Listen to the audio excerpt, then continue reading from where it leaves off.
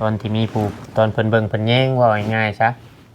ตอนเพิ่นเบิ่งเพิ่นแย่งเนี่ยเพิ่นให้หยังเฮาก็เอาบ่ต้องอันคิดว่าอ่ามันน้อยจังซั่นจังซี่เฮาเฮาบ่ได้คิดในส่วนนั้นแหละพี่น้องเนาะแต่ว่าในคอมเมนต์ FC เพิ่นก็อาจสิเห็นทั้งของน้องจ้อยเว้าแน่ก็แม่นแต่ก็หนึ่งมาก็เพราะว่าย้อนความมักง่ายหนึ่งมาคำสิเว้าเปรียบเทียบคำสิเว้าอันนั้นก็มันทั้งนี้แบบมันแบบเป็นความแบบมักง่ายหนึ่งเสียใบตะดินเสียภาษีนี่คือถามเมย์เจ้าเมื่อวานนี่ก็บริจาคเนี่ยเดือนราคาทำนี้นะโอเคอยู่บ่โดยเหลือแต่ผู้ใหญ่มันจะซื้อให้เพราะว่านั่นนะพี่น้องเพราะว่าโต๊ะนั่นก็คือว่าบอลเถียงบอลยังก็เขาก็เฮ็ดบ่ใหญ่บัดนี้สมมุติว่าเฮ็ดเถียงเฮ็ดหยังก็มันก็บ่ได้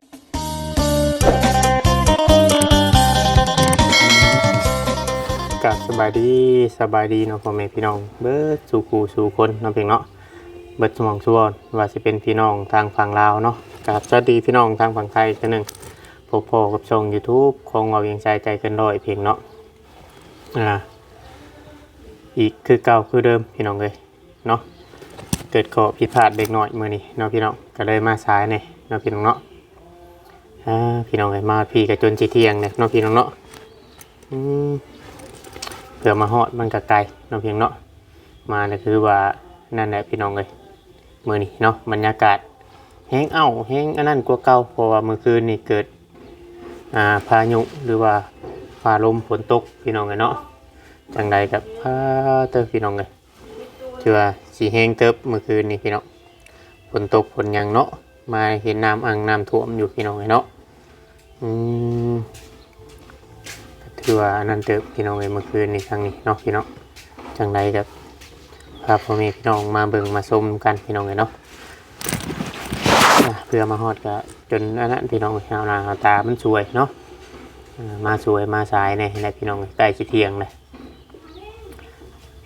ในระยะการไปการมาก็คือว่าเนี่ยมันโบได้ใกล้พอกันได้พี่น้องเลย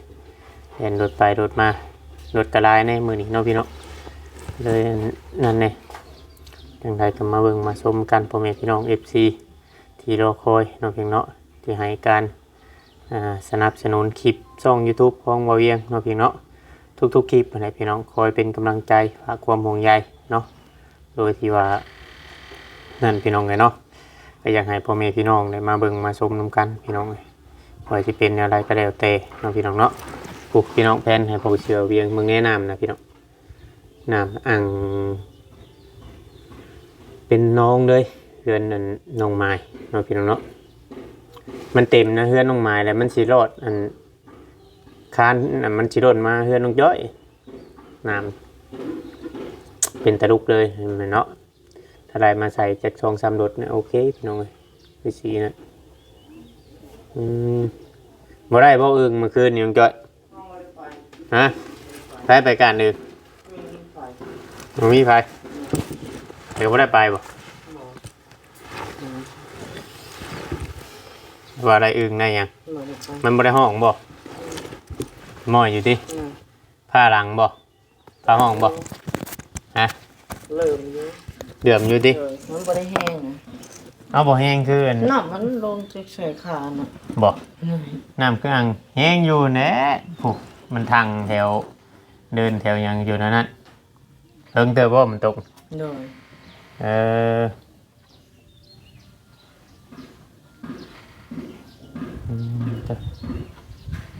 หมูเปียกเบิดบ่ปูนช้างพุดเพิ่นจ้าโอ้ยเปียกเลยเราน่าจะเปียกอยู่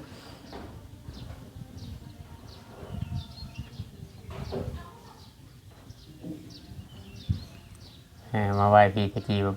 บ่ยอมไก่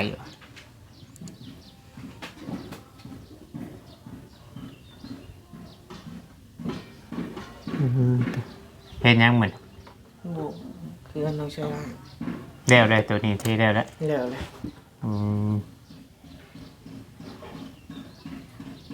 ระบบตัวนั้นต่อบันเลย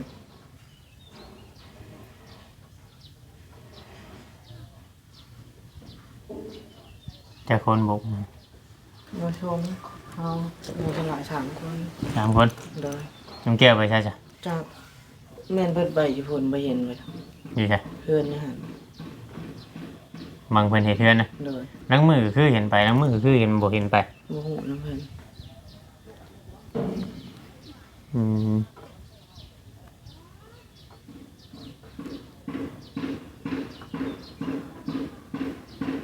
บ่ได้มีบ่งหัวบ่ได้มีบ่งเปียกบ่เฮือนเจ้า อืม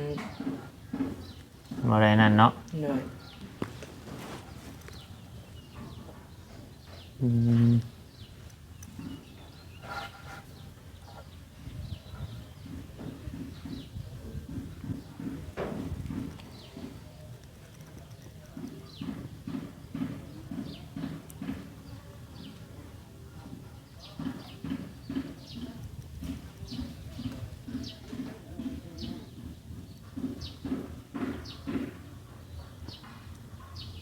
อยู่บ้านน่าบ่ได้มีฝนเมื่อคืน อืม มันจะมีเด็กน้อยดมเด็กน้อย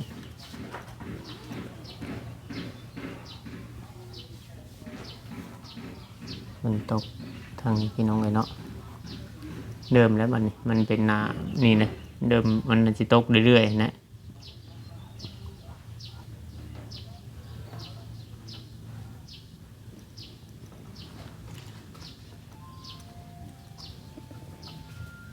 ลุงเราไปคุยกับอาจะแล้ว โดย เพราะว่าอันก็นัดแล้ว โดย เออนัดประวันมันยังครั้งนี้แล้วเนาะ โดย เปิดมาฮอดมันไกลแล้วมันสวยเนี่ยพี่น้องมันไกลมันยังก็เลยมาอันนั้นเนี่ยคนละจังหน่อยเนี่ยถ่ายคลิปนี้เดี๋ยวจะออกไปจะว่าเราไปบังเฮือนประวันเพิ่นมาจาก บ่ฮู้ ฮะ บ่ฮู้ เราบ่ได้บอกบ่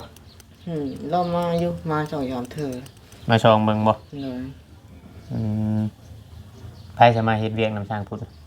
หลานช่างพูด หลานเพิ่น โดย เอ่อเขาเฮ็ดเป็นบ่เขาก่อเป็นบ่ บ่เคยเห็นเหตุเลยคือยอดมาไปสอนปู่ อืมแต่ว่าบ่เคยเห็นก่อเห็นเฮ็ดเนาะ โดย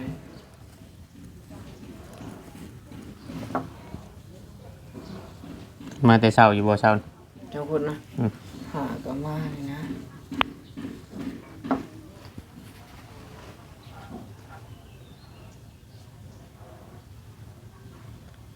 บางหันมันอันนั่นบ่มันน้ำมันสอดออกมาแต่ทางเฮือนน้องไม้เพิ่นบ่คือว่าแนี่แหละ เฮาเลยจอ จะจ่อให้น้ำตัวนี้ไหลไปพุด โดย เออต้องหาทางระบายมันไปได้น้ำมันขังเป็นน้ำขัง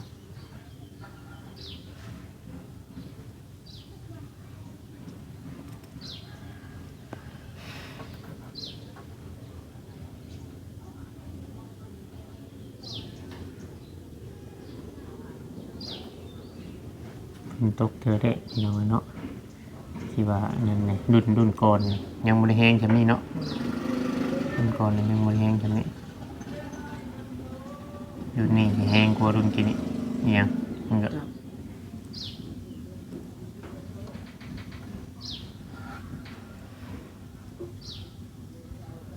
หางลมนี่คือสิบลมปันไดเบิ่งอยู่คนเดียว โดย ตอนหัวแดงตอนไอออกเมื่อในฉะตกบ่ บ่นะ ไม่ได้ตกเนาะ โดย อืมพออยู่ชิโนมันตกได้แดงตอนไอออกเมื่อนะน้ำอ่างตกตอนแดงมาตกอยู่พี่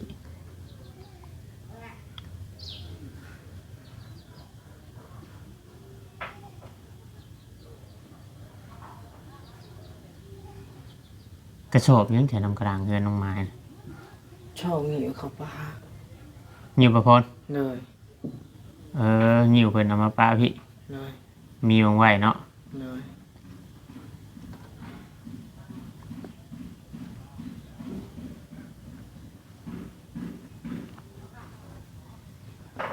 อืมน้องพี่น้องเนาะหรือว่ามื้อนี้ มาแจ้งให้ FC ฮู้แล้วก็คือว่าอ่าว่าเฮาสิได้ชื่อที่ชื่อหน้านะพี่น้องเนาะชื่อหน้าของน้องที่เฮาไปเบิ่งตะกี้นะพี่น้องเอ้ยก็ได้แจ้งให้ FC ฮู้แม่นอยู่ FC บอกว่าบ่พอเอาจังซั่นจังซี่มันนั่นพี่น้องมื้อนี้มันหาซื้อมันก็หายากแล้วพี่น้องเนาะถ้าเฮาสิไปซื้ออยู่ทางอื่นมันไกลหนึ่งมาที่มันก็บ่เป็นเฮ็ดให้เฮ็ดนาแล้วก็อันนั้นคือเก่าเนาะพี่น้องเนาะคือว่าขี้ดินนี่มันกินบ่เบิดหรอกพี่น้องเนาะจะเป็นเงินเป็นคำมันก็เบิดนั่นแหละคือว่านั่นแหละคือว่าที่สำนี้สมมุติว่าคือที่เฮาเคยซื้อมาก็มันก็อันนั้นบัดนี้มันก็ติดกับห้องน้องจ้อยติดกับห้องพ่อน้องจ้อยที่ให้1ตัวนั่นแหละพี่น้องเนาะมันติดกันก็เลยจะได้ซื้อเป๊ะๆกันเลยนะพี่น้องอย่าบ่อยากไปบนนั้นบนนี้สมมุติว่าเฮาสิไปหาซื้อที่แถวอื่นมันเป็นแสนหรือว่าแสนปลายแบบนี้นะพี่น้องงบประมาณเฮามันก็บ่เพียงพอเงินเฮาก็บ่มีเพียงเนาะงบประมาณเฮาก็บ่ถึงยังมาผู้รักผู้ใหญ่นะครับผู้ที่เพิ่นช่วยนี่ก็มันผู้เดียวว่าง่ายซะในเดือนของเรื่องกันทีที่ยังมันบ่หลายคนถ้าหลายคนสมทบกันแบบมีนั่นนี่ให้เฮาไปซื้อบอนที่มันราคาสูงตามที่เฮาหาถามเบิ่งแถวๆนี่นั่นมันมีแต่หลักแสนปลายขึ้นพี่น้องให้นะมันบ่ได้มีอันถึกมีแต่แสนปลาย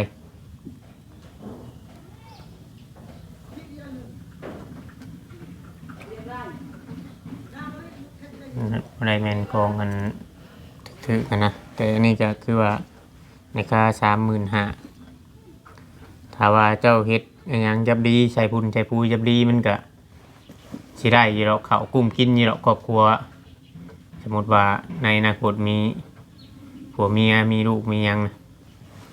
ว่าเฮาเบิ่งเฮาแยงมันจะดีเบิ่งน้ำเบิ่งยังได้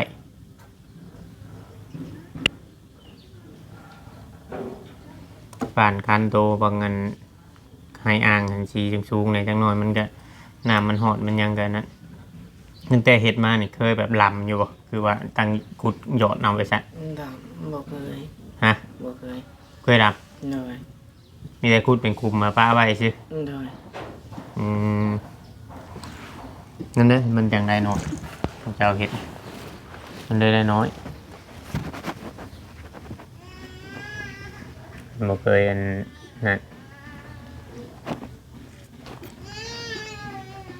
หนึ่งมามันเป็นถิ่นเป็นทานว่าง่ายๆใช่ปะมันอยู่กับ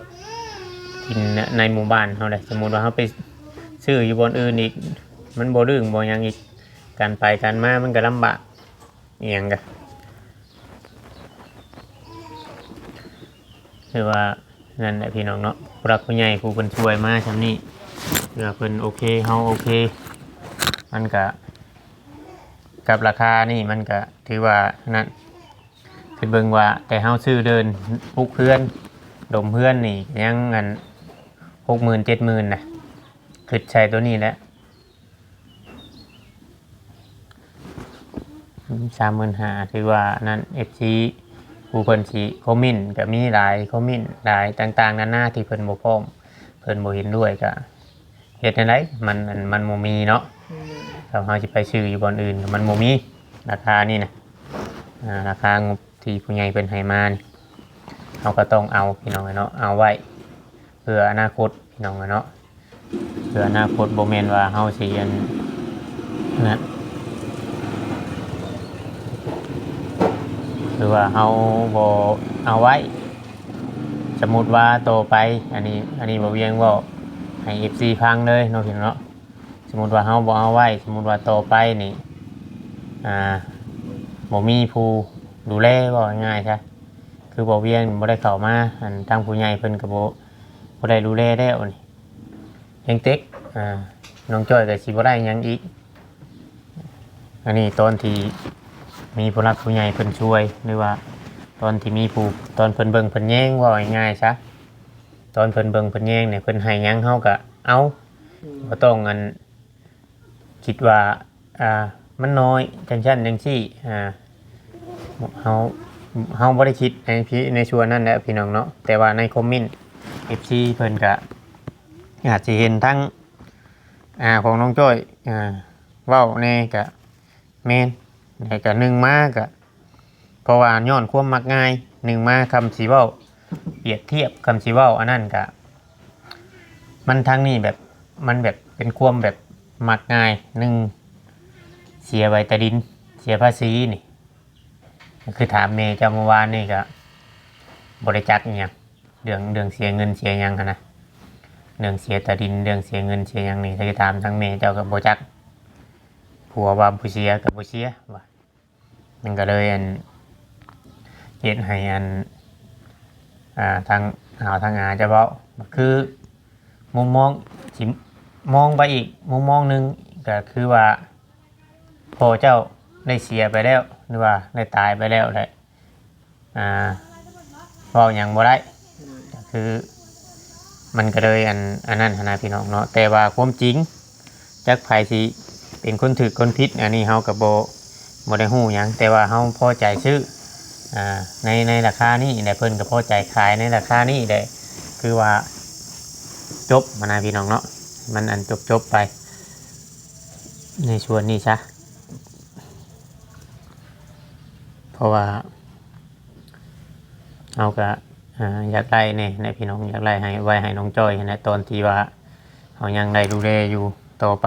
สมมุติว่าบ่เวียงบ่ได้เข้ามาแล้วคนก็เริ่มเบาบางไปเนาะอยู่นี้ว่าง่ายๆใช่คนก็เริ่มเบาบางแล้วบ่มีคนเข้ามาถ่าย FC หรือว่า YouTube ก็ยังคือ FC เห็นนี่แหละพี่น้องเนาะแต่ต้นแรกๆก็หลายเป็น10กว่าช่องน้องพี่น้องเข้ามานี่เป็น10กว่าช่องนะบัดนี้แหละก็เริ่มห่างไปส่วนหลายก็สิมีแต่บ่จิตกับอ้ายเนี่ยเข้ามาเนาะ2คนพี่น้องเนาะยังที่เข้ามาคอยดูแลงานอยู่นี่อยู่ต่อไปบัดนี้สมมุติว่าในอนาคตบ่มีFC ลองคิดมุมมองเบิ่งสมมุติว่าในอนาคตบ่มีผู้เข้ามาถ่ายเนี่ยผู้ใหญ่เพิ่นก็อาจสิมองของเพิ่นมองบ่เห็นสมมุติว่าเพิ่นเลิกช่วยก็ง่ายๆเพิ่นเลิกช่วยแล้วนี่ก็เฮาก็ถือว่าสละสิทธิ์ไปเลยเด้บ่ได้หยังเลยไล่ซ้ำที่เพิ่นให้หั่นแหละแล้วเจ้าคิดในไรใช่ครับมันราคาทำนี้โอเคอยู่บ่โดยเลยแต่ผู้ใหญ่มันจะซื้อให้เพราะว่านั่นนะพี่น้องเพราะว่าโต๊ะนั่นก็คือว่าบอลเถียงบอลยังก็เขาก็เฮ็ดบ่ใหญ่บัดนี้สมมุติว่าเฮ็ดเถียงเฮ็ดหยังก็มันก็บ่ได้ไกลบ้านพอปานใดมานอนอยู่เฮือนพี่แหละเฮ็ดพอเฮาได้ส่วนเฮ็ดพอเฮาได้เช่าแบบยามเฮาไปลำไห้ลำนาซื้อมูลเฮ็ดเถียงเฮ็ดหยังก็เฮาบ่เฮ็ดใหญ่เฮ็ดหยังแหละคือว่าเฮาบ่ได้อยู่ประจำแหละนึงมาเฮายังบ่มีครอบครัวแหละบัดนึงแล้วกับหมู่ก็สิบ่เจียมเฮาแหละบางคนก็คือจูดกระจูดแบบนี้นะเฮ็ดใหญ่แล้วมันเนี่ยกะว่าต่อไปในอนาคตเจ้ามีครอบมีครัวมีลูกมีเมียแบบยังไปแหละสมมุติว่าเจ้าสินอนนะให้ลูกให้ยังมานอนอยู่เฮือนอยู่ยังแบบเอาจังเฮ็ดใหญ่นั่นมันบ่มีปัญหาหรอกเฮาหาเงินหาคำได้แหละมันเบิดผู้ดูแลแต่เฮาจังเฮ็ดในส่วนนั้น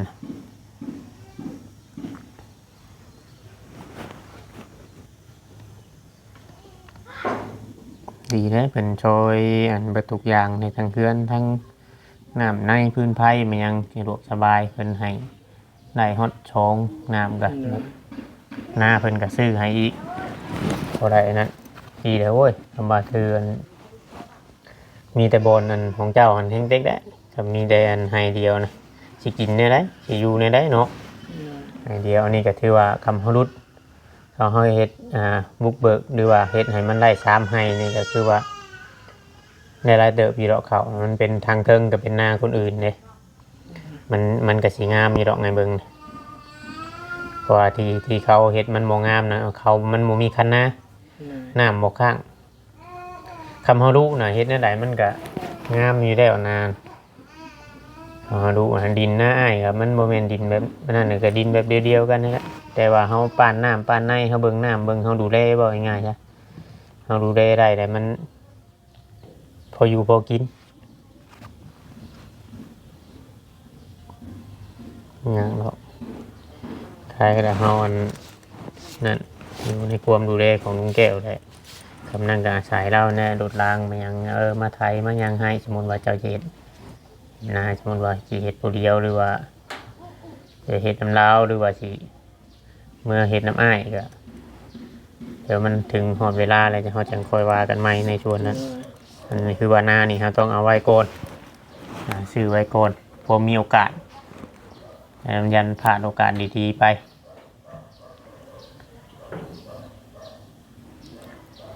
แต่ว่าเอาสิได้เอาไปอันพุ่นเนี่ยพี่น้องเนาะไปเบิ่งทีเบิ่งทางอยู่เนาะพุ่นอย่าจังอันนั้นเราถือโทรศัพท์ไปนำอยู่บ่ดุง โมโหเลย ฮะโอ้โห เลย นี่มาเป็นทาบ่คือว่านี่ไรอย่าลืมหายน้ำใส่ขวดเด้อออกไปเด้อ เลย เห็นว่านั้นมีน้ำกินแล้วออกไปนอกมันห่อนเลยฝนตกใหม่นี่มันเอาขึ้นหรือยังเดี๋ยวก่อนโทรหาเราลองโทรหาเราอยู่เดี๋ยวประมาณนี้แหละคลิปนี้เดี๋ยวไปพอกันญี่ปุ่นมันสิสายพี่น้องเลยเนาะไปมันก็สบายดีพี่น้องเดี๋ยวมันสีสายนะพี่น้องให้ไปหาโทรถามเมืองเราอยู่เราอยู่ใช่คำพอไปคำว่านั่นแหละตอนแรงบอกคือว่าตอนเว้นนี้คลิปนี้ก็สิประมาณนี้ก่อนถ้าว่าผิดพลาดการใดก็ต้องกราบขอโทษขออภัยหลายเนาะพี่เนาะฝนตกเมื่อคืนนี้ทางนี้พี่น้องคลิปนี้ก็ลำลาพ่อแม่พี่น้องไปแล้วอยู่ดีมีแห้งบัดจุกุทุกคนพี่น้องแพงคือเก่าคือเดิมพี่น้องกล่าวคำว่าสบายดีบัดจุกุทุกคนเด้อเนาะ